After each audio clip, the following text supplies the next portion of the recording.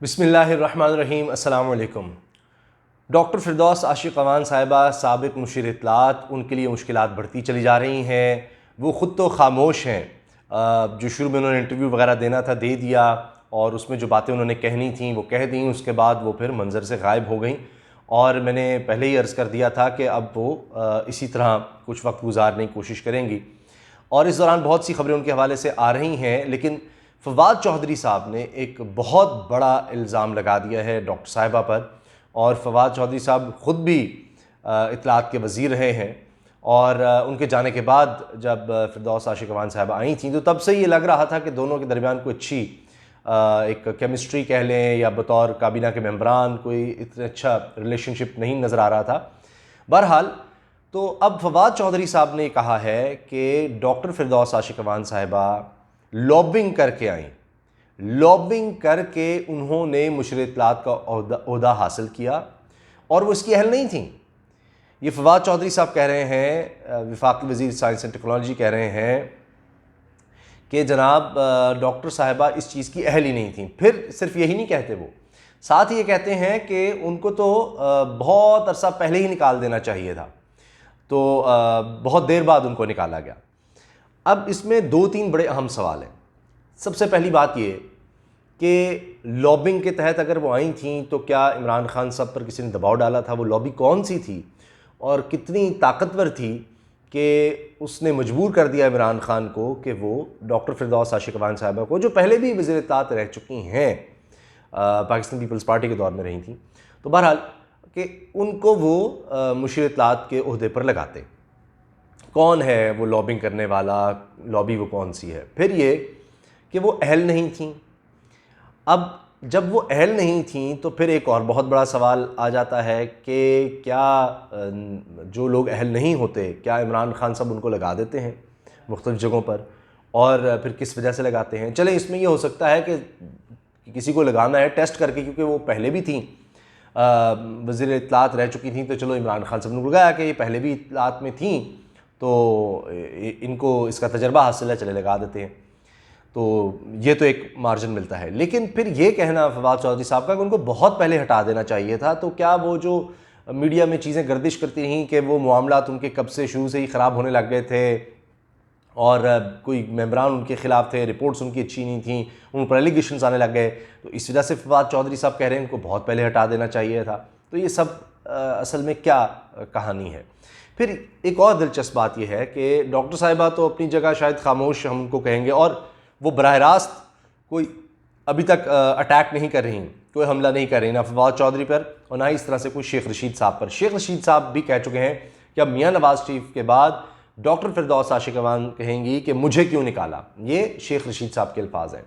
इसके अलावा हमारे दोस्त साथी सहाफ़ी इमरान ख़ान, उन्होंने कुछ बातें कहीं, और उस पर फ़िरदौस आशिक़ अवान साहिबा ने उनको लीगल नोटिस भी भिजवा दिया है कि मेरे ऊपर आपने गलत एलिगेशंस लगाए और मन घड़त और ये सब बातें की, और 2 अरब रुपए का उन्होंने भिजवाया है ये नोटिस, लीगल नोटिस, कि जी आप वापस लें एलिगेशंस और ये सब कुछ।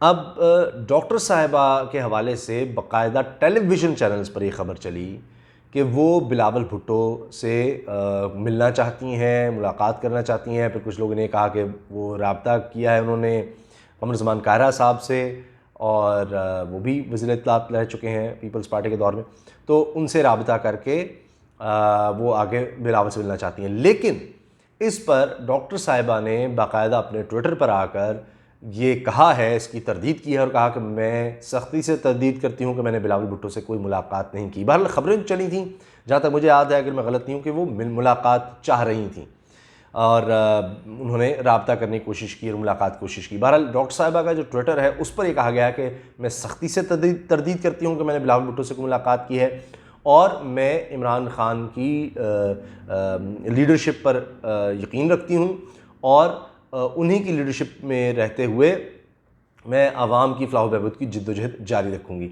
अब ये डॉक्टर साहिबा का बयान सामने आ गया है। अब उन पर इल्ज़ामात जो लगाए गए, और वो मीडिया में ज़राए से ख़बरें चलीं, टेलीविज़न पर चलीं, और जिसको उन्होंने डिनाई किया। उसके बाद फिर वो इंटरव्यू, जो ही उनको हटाया गया था तो उसके बाद फिर इंटरव्यू उन्होंने दिया और उसमें वो बहुत सी चीज़ें सामने आई। उनके इंटरव्यू से भी लग रहा था कि यही एलिगेशंस उन पर लगाए गए हैं जिसकी वजह से उन्होंने इंटरव्यू दिया। अब उसमें उन्होंने ये कहा कि ज़राए से खबरें चलने लगीं कि जी फिरदौस आशिक़वान साहिबा को हटाया गया है क्योंकि उन्होंने गाड़ियाँ रखी हुई थी ज़्यादा, इसी तरह जो गार्ड्स थे वो भी सरकारी गार्ड्स उन्होंने ज़्यादा रखे हुए थे, यानी किसी और मद में कोई कैमरा या पीटीवी के मद में से निकाल के लोग अपने पास रखे हुए थे। फिर एक और बड़ी सीरियस एलिगेशन इस तरह से लगने लग गई कि उन्होंने कोई यानी किसी कंपनी को जो कॉन्ट्रैक्ट किया है इश्तिहारों का या इस तरह कुछ चीज़ का, तो उसमें उन्होंने कोई बीच में से शेयर की डिमांड की या रखा या इस तरह किकबैक्स की और इस तरह से ये बात सामने आई। इसको भी उन्होंने डिनाई किया। फिर उन्होंने ये किया कि एक इंटरव्यू दिया और इंटरव्यू में उन्होंने बाकायदा साफ अल्फाज में principal secretary to Imran Khan Azam Khan पर इल्ज़ामात लगाए कि जी ब्यूरोक्रेसी को कोई हक़ नहीं, किसी इस्तीफ़ा मांगे इसका मतलब है कि उनसे इस्तीफ़ा तलब किया गया था। फिर ये उन्होंने कहा कि जी वो तो मिलने नहीं देते थे इमरान खान साहब से, और मैंने इमरान खान साहब से कहा जी ये बहुत सी बातें हो रही हैं कि शायद मुझे हटाया जाने लगा है या इस तरह कुछ। तो इमरान खान ने मुझे फिर चंद दिन पहले ये बात है तो उसने कहा कि आप अपना काम जारी रखें, जब ऐसी कोई बात होगी तो मैं ख़ुद फिर आपको बताऊँगा। तो उनका मतलब ये था कि अगर ऐसी कोई बात होती इमरान खान खुद मुझे हटाते, ये सब कुछ आज़म खान ने किया है और उनके कहने पर सब कुछ किया गया है और मेरे ख़िलाफ़ बड़े अरसे से लॉबिंग काम कर रही थी, बड़े मुश्किल काम था, जैसी हर नए दिन एक नया मसला खड़ा हो जाता था और फिर कई इतलात के लोग थे जो बातें कर रहे होते थे और ये नहीं कि सिर्फ मैं अकेली थी और इससे पहले कि मैं कोई बात करती कई लोग आके बयानात दे देते थे। यकीन उनका इशारा उसमें फवाद चौधरी साहब की तरफ भी था, दीगर लोगों की तरफ भी था और ख़ास तौर पर एंकर ने से सवाल भी किया था कि जब उन्होंने कहा कि जी बहुत से लोगों को कहा गया कि आप के अंडर ये काम करेंगे, लेकिन और इलेक्टेड लोग नहीं थे, बस कहीं से भी आ गए और कहा गया कि ये आपके अंडर काम करेंगे, इनको एडजस्ट करना है वजारत में, इत्तलात की वजारत में एडजस्ट करें और किस तरह से करें। तो जब सवाल पूछा कि जी शहबाज गिल उनमें है तो उन्होंने कहा, डॉक्टर साहिबा ने कहा कि जी अक्लमंद के लिए इशारा ही काफ़ी है। तो अब खैर इसके बाद इन एलिगेशंस के बाद और ये सारा कुछ होने के बाद शेख रशीद साहब की बातें ऐसी नहीं होती, तो उन्होंने कहा कि जी कहेंगी मुझे क्यों निकाला और वो सब बात। मगर उस इंटरव्यू के बाद लग रहा था कि उन्होंने जब ये कहा कि जी जो भी फ़ाइल होती थी मैं तो बेख्तियार थी, मेरे कोई दस्तखत नहीं होते थे, बार बार कहा जाता था कि ये कोई वज़ीर नहीं है, ये मुशीर है, वजारत असल फ़ैसले इमरान खान नहीं करने हैं, तो मतलब मुझे काम नहीं करने दिया जाता था। मेरे सेक्रेटरी को बाकायदा कह दिया गया कि इनके पास कोई पावर नहीं है, तो जो भी फ़ाइल थी मैं तो दस्तखत कर ही नहीं सकती थी, वो तो प्राइम मिनिस्टर सेक्रेटेरिएट या प्राइम मिनिस्टर हाउस या वज़ीर आज़म की दस्तखत चाहिए होते थे। तो इसका मतलब ये है कि वो डिफेंड कर रही थी कि जो भी इन पर एलिगेशंस लगाई गई हैं कि उन्होंने किसी कंपनी से मुआहिदा किया या जो भी, वो तो फिर उनको सरकारी तौर पर कहा गया या उस पर दस्तखत तो फिर इमरान खान साहब के हुए होंगे, तो वो फिर इल्ज़ाम एक तरह आज़म खान पर ही लगा रही हैं। तो खैर अब ये सारी बात होने के बाद शहबाज गिल का इनाम आने के बाद अब शहबाज गिल साहब की वापसी होती है और वो एडवाइज़र हैं पॉलिटिकल अफेयर्स पर और बड़े पहले ही मुतहरिक हो चुके थे, अब फिर और ज़्यादा मुतहरिक हो गए हैं। अभी उन्होंने एक MNA PMLN के उन पर यानी एविडेंस दिखाकर कि यूटिलिटी स्टोर से वो सस्ती चीनी ले रहे थे और कोटे से ज़्यादा, यानी एक आम आदमी के लिए है, वो गरीब लोगों के लिए है, लेकिन वो बहुत बड़ी तादाद में वहाँ से प्रेशर डाल के वो ले जा रहे थे चीनी, और इस पर अब यूटिलिटी स्टोर की इंतज़ामिया की तरफ से भी शिकायत कर दी गई है। यानी इस तरह की बातें भी अब शहबाज गिल साहब यानी एक्टिव होकर वो बहुत ज़्यादा कर रहे हैं। अब शहबाज गिल साहब वज़ीर आला पंजाब के साथ काम कर चुके हैं, वहाँ से वो हटाए गए, फिर कुछ अर्सा बिल्कुल खामोश रहे, फिर थोड़े से एक्टिव हो गए थे, अब से कुछ अर्से पहले था, और सबको नज़र आ रहा था उनको ओहदा मिलने वाला है, तो उनको भी इस तरह से एडजस्ट कर दिया गया है। तो अब वो लोग जिनके खिलाफ डॉक्टर साहिबा बात करती थी या डॉक्टर साहिबा के ख़िलाफ़ वो लोग थे, अब वो मुसलसल आगे आ रहे हैं, बयानात भी दे रहे हैं, मुतहरिक भी हैं। डॉक्टर साहब बराह रास्त उन पर कोई अटैक नहीं कर रही, मगर अपने आप को डिफेंड करने की कोशिश कर रही हैं, इंटरव्यूज़ नहीं दे रही, इसलिए कि इंटरव्यूज़ देंगी तो फिर अगर वापसी का कोई रास्ता रहता है तो वो बिल्कुल ही ख़त्म हो जाएगा। बहरहाल राबतों के बारे में भी खबरें आई, टेलीविज़न पर भी चल गई। आखिर में मैं अर्ज़ करूँ कि उनकी जगह पर जो टीम बनाई है इमरान खान साहब ने, यानी शिबली फराज साहब, अब शहबाज गिल भी आ गए हैं, मतलब इसी तरह से यूँ समझ लें कि हुकूमत की पॉलिसी को डिफेंड करने के लिए ये शदीद फ्रंट फुट पर पॉलिटिकली स्टेटमेंट्स देंगे। आप देख लीजिए शिबली फराज साहब के बारे में कहा जाता था बड़े धीमे और इस तरह से अपोजिशन ने बड़ा उनको अप्रिशिएट किया, लेकिन अब आप अंदाज़ उनका बदलता देख रहे हैं। और शहबाज गिल तो बस बहुत ही एग्रेसिव नज़र आएंगे आपको, बहुत ज़्यादा एग्रेसिव पहले ही हैं और अब उससे भी ज़्यादा एग्रेसिव नज़र आएंगे।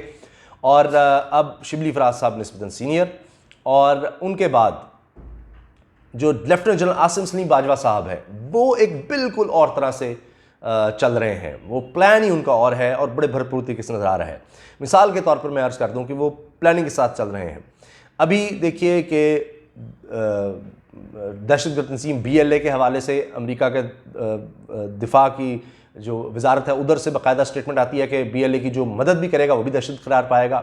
अब इसको मीडिया में उस तरह हाईलाइट नहीं किया गया, इस तरह की चीज़ों को अब किया जाएगा, पूरी तरह से फैलाया जाएगा जो भी हुकूमती इक़दाम होंगे। फिर कश्मीर कॉज के हवाले से और अमेरिका की तरफ से फिर ये आ गई है बात, उनके उनकी बॉडी है जो मजहबी आज़ादी के हवाले से बात करती है अमेरिका में, उसने ये कह दिया है, बाकायदा डिमांड कर दी भारत से कि सिटीजनशिप अमेंडमेंट एक्ट के ख़िलाफ़ जो लोग मुजाहरे कर रहे थे, उनको जो गिरफ़्तार किया गया है उनको रिहा किया जाए। अमेरिका की सरकारी तंजीम की तरफ से अब ये चीज़ आ गई है और ये डिमांड आ गई है, बल्कि उसमें एक खातून जो है जो एक्सपेक्ट कर रही हैं उनके हवाले से ख़ास तौर पर है कि जी उनको भी रिहा किया जाए। तो ये चीज़ें अब आप देखेंगे बाकायदा जो बिल्कुल दब जाती थी और नहीं आपको उस तरह से नज़र आती थी मीडिया में हुकूमती सतह पर, अब वजारत ख़ारजा के बयानात आप देखें ज़्यादा मुसलसल एग्रेसिव नज़र आ रहे हैं आपको। तो वो आसिम सलीम बाजवा साहब अपना काम बिल्कुल इन सियासत से, बयानबाजी से हट कर, कौन था, कौन है, क्यों आया, कैसे गया, उससे हटकर अपना काम जारी रखे हुए हैं। और आने वाले दिनों में मुझे लगता है कहीं ना कहीं जाकर डॉक्टर साहिबा अगर कोई वापसी का रास्ता नहीं बनता तो वो खामोशी तोड़ने वाली हैं।